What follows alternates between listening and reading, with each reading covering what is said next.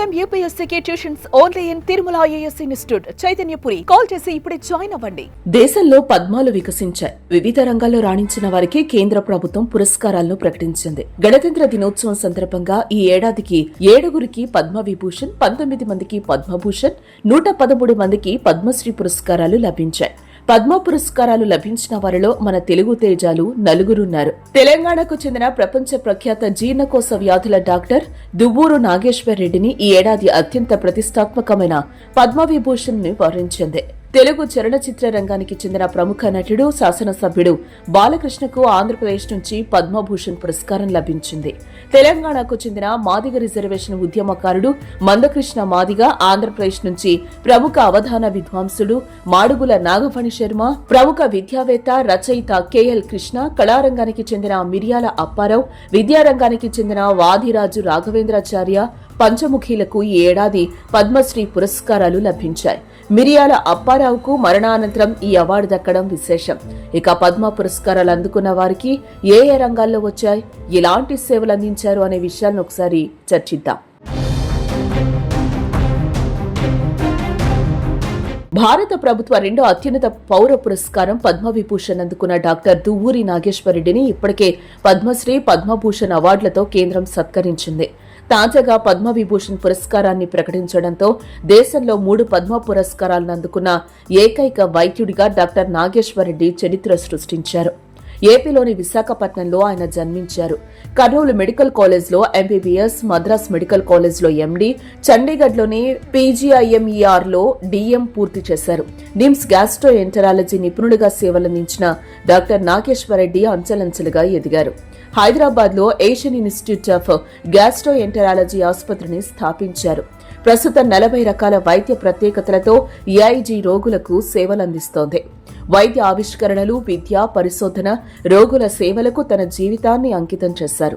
4 దశాబ్దాలుగా పైగా వైద్య రంగంలో ఆయన సేవలు వెలకట్టలేనివి. పద్మభూషణ్ అవార్డు అందుకున్న బాలకృష్ణ, అభిమానులు ముద్దుగా పిలిచే బాలయ్య, ఎన్టీఆర్ వారసుడిగా సినీ రంగంలోకి అడుగుపెట్టిన రోజు నుంచి సినీ ప్రేక్షకులను అలరిస్తున్నారు.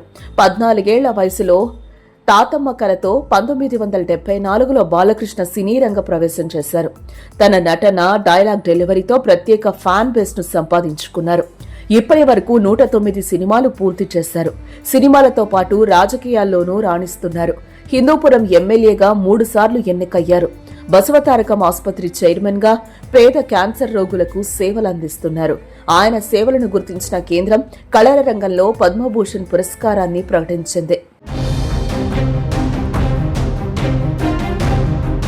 పద్మశ్రీ అవార్డుల్లో ఒకరైన మందకృష్ణ వరంగల్ జిల్లా హంటర్ రోడ్డు సాయంపేటకు చెందినవారు. ఉమ్మడి ఆంధ్రప్రదేశ్లో మాదిగ రిజర్వేషన్ పోరాట సమితిని ఏర్పాటు చేశారు. 1994లో ప్రకాశం జిల్లాలోని చిన్న గ్రామం ఈదుమూడి నుంచి 20 మంది యువకులతో మాదిగ దండోరా అంటూ పోరాటం సాగించారు. ఎస్సీ వర్గీకరణ జరగాలని సుదీర్ఘకాలం ఉద్యమం చేశారు. ఆయన చేసిన పోరాట ఫలితం ఎస్సీ వరకు కేంద్ర, రాష్ట్ర ప్రభుత్వాలు అంగీకరించారు. ఇటీవల ప్రధాని మోదీ కూడా గ్రీన్ సిగ్నల్ ఇచ్చారు. త్వరలో ఎస్సీ వర్గీకరణ జరిగే అవకాశం ఉంది. ఆయన చేసిన సేవలకు గాను కేంద్రం పద్మశ్రీ అవార్డును అందించింది. ఆంధ్రప్రదేశ్ నుంచి పద్మశ్రీ అందుకున్న ప్రముఖ అవధాన విద్వాంసుడు మాడుగుల నాగఫణి శర్మ 1959లో మాడుగుల నాగభూషణ శర్మ సుశీలమ్మకు జన్మించారు. ఈయనకు 5 అన్నదమ్ములు, 3 అక్క చెల్లెళ్లున్నారు. మొత్తం 9 మందిలో నాగఫణి శర్మ రెండో సంతానం. కడవకల్లు, పుట్లూరు, లేపాక్షి, కడప జిల్లా ప్రొద్దుటూరులో ఈయన చదువు కొనసాగింది. కేవలం 10వ తరగతి వరకు చదివారు. ఆ తర్వాత ఆధ్యాత్మికత దిశగా వెళ్లి అవధానిగా పేరు ప్రఖ్యాతులు సంపాదించారు. ఇప్పుడు పద్మశ్రీ అవార్డు దక్కడంతో ఆనందం వ్యక్తం చేస్తున్నారు. ఆంధ్రప్రదేశ్కు చెందిన మరో పద్మశ్రీ గ్రహీత వాదిరాజు రాఘవేంద్రాచారి పంచముఖి.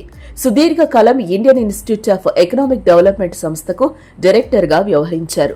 ప్రస్తుతం మంత్రాలయ సంస్కృత విద్యాలయ విశ్వవిద్యాలయం ఛాన్సలర్ గా పనిచేస్తున్నారు. టీటీడీ బోర్డు సభ్యుడిగా ఉన్నారు.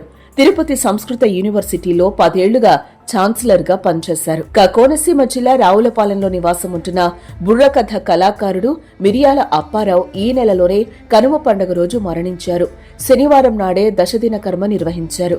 ఇదే సమయంలో పద్మశ్రీకి అప్పారావు ఎంపికయ్యారంటూ సమాచారం రావడంతో కుటుంబ సభ్యులంతా కన్నీరు మున్నీరయ్యారు.